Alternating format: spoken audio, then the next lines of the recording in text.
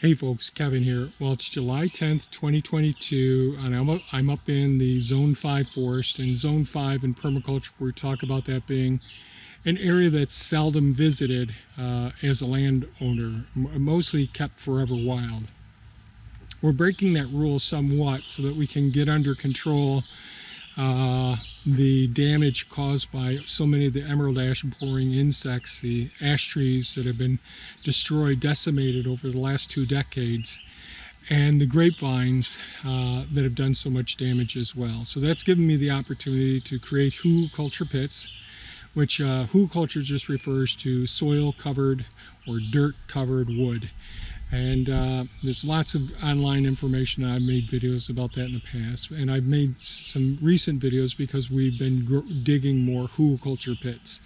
And so hugelkultur pit is basically taking all of that biomass, whether it's the root ball of the tree, the branches, the trunks, things that are decomposing, all of the grapevines, all of that material, burying it, covering it with soil. It will sink some over the next few years, but we'll add more soil to the surface of it, and then we can plant new trees in those areas as well. So to orient you, I'm standing in a location where a stone wall was right here, and the stone wall ended right at the other side of this tree here. In a previous video, we saw one of the big limbs that was laying across the stone wall here. And the stone wall continues down in this direction, and this maple tree here is actually grew on top of the stone wall. And so I'll end up packing soil around this in the future, because I think that this tree may survive. It's got these things, when they grow into a stone wall, the roots just sort of envelop all of the stones, and I'm sure there's some big ones down in there. Now this could topple over, we could lose it, but that's one of the risks when you're trying to clean out as much of the stone as possible. But we'll put more soil around this after I get more cleaning up done. But one of the things I do is use Elon, the excavator, to reach in, grab a hold of the stone, break it free from the stone wall, and there's pond 3 down in that direction. And I just sort of like loosely pile up the stone here, and then we use this for the base of foundations, whether it's a roadway that we're putting in. It could be for any number of things, but it really makes a very solid base that you can drive on and work on. And all this stone going back into the earth is absolutely fine, so we're using it for our access roads. So those places that we could sink, that would be good. So up over here, over to the side here is our neighbor's property over there, and they've got it cleared right up to their property line. But one of the things, we've got beautiful trees in here, and so I just want to clean up what's dead in this area here and leave it beautiful and wild. I'll come in and do a little bit more work in this area, but this is the area where those big foundations were, the ones that I talked about in previous videos. So I've gotten most of the stone out of here, gotten it buried. We've used it in access roads. The soil that I excavated out of I made trenches and piled up the soil, and then I buried a lot of the large foundation stone under the ground here. And this will be fine for reforesting. We'll be able to replant in here. And again, some of these trees all grew up inside of a foundation. I try to do as little damage to the trees as possible, keep them as keepers, and we'll build more soil up around them, wood chips and all, as I can get up in here and clean up some more. So there was one pile of fill here that came out of the ground, burying it, and I used that to spread out over the top of the low spots in here. So the foundations actually extended all out in this area. The newer foundation with a well is over on the other side of that material over there.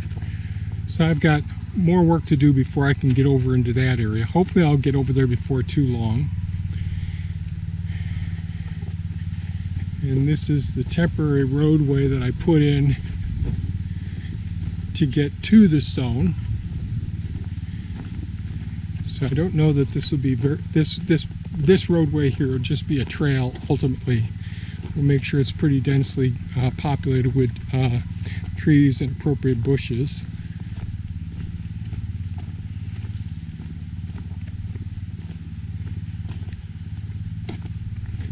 And we're going to go to the site where the last two hugelkultur pits that I put in.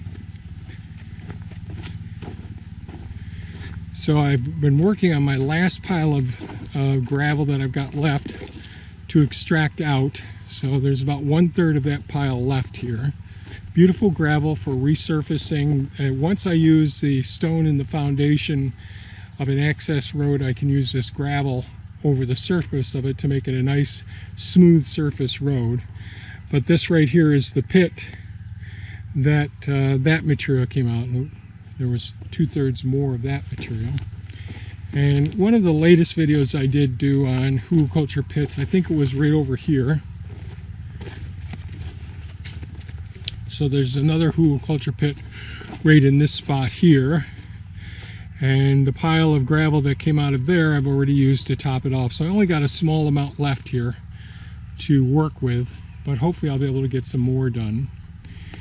But the goal here is to be able to get to the point where I can get the Optimus Maximus, which is the Kubota L6060, hooked to our dump trailer, and that way I can get down into these areas and do appropriate work. Like one of the things I'd like to do is have a log stationing area, like I stationed some of the logs here that can be cut up for firewood. There's piles of soil that I've been building for a while in various spots down here in the forest, so I'd like to be able to get some of that soil and we can use it up in some of the growing areas in different spots of the property. But as you can see, there's still a lot more of the grapevines all throughout the whole forest area here. So we'll be putting another hugelkultur pit in this area, probably right over here where I cleaned over here.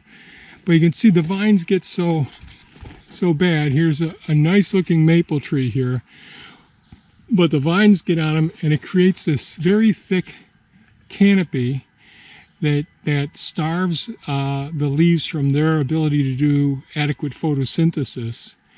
And during the winter months, even though the leaves have fallen, we have all the vines that are tightly woven together, and the snow and ice builds up on those, and it just bends the trees over. And this is just such a common feature here. So even when the leaves are gone, the snow and ice build up on these areas, and it splits the wood, it damages them, it decreases apical dominance of the trees by taking off the central leader, and then we get the trees forked, and that creates more damage, especially if it's a very acute angle. But these grapevines are just a huge hassle. And when they fall to the ground like this, where they're touching ground, as long as there's leaves still up in the air, these buggers, now this isn't one of the biggest ones, but you get an idea of the size of these grapevines, and they just get torturous. So as one of the trees falls and some of the vine lands in another location, it sends down roots and then ties into another tree. So we're really careful when we pull these out, because there may be 24 trees that a vine like this is attached to, because it's rooted in other locations as well. But this does so much damage in the forest.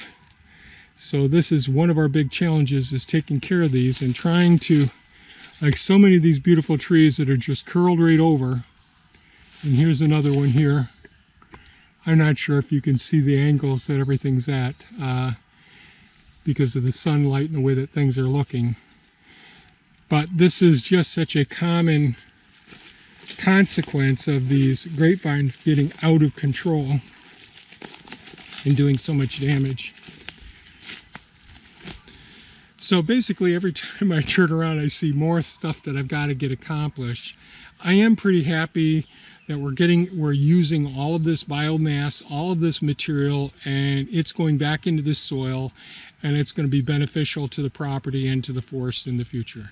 I'm really happy that we're able to use the gravel and material that we pull out of the ground in other parts of the property, such as the roadways and all. It just takes time. We're real fortunate that we've got the equipment that we've got.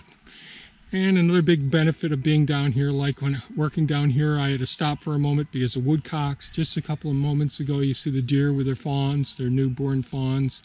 We're far enough north that in July, at the very end of June, is when the does give birth to their fawns right here in this location.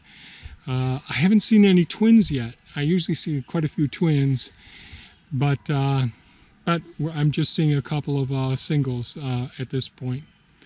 So I'm going to get back to work. Just wanted to give you an update on how things are going down here in the forest area, the Zone 5 area, at least one section of it down here. If you have any comments or questions, please leave them below. If you found this video of value, please give us a thumbs up, share it with your friends. Let people know who are developing land. If they've got the equipment or they're hiring someone to come in, they don't have to necessarily do big burn piles. They can turn it back into Mother Nature and decrease the CO2 going into the atmosphere and decrease the chance of fires. Thanks so much for watching. Take care and have a great day. Bye-bye now.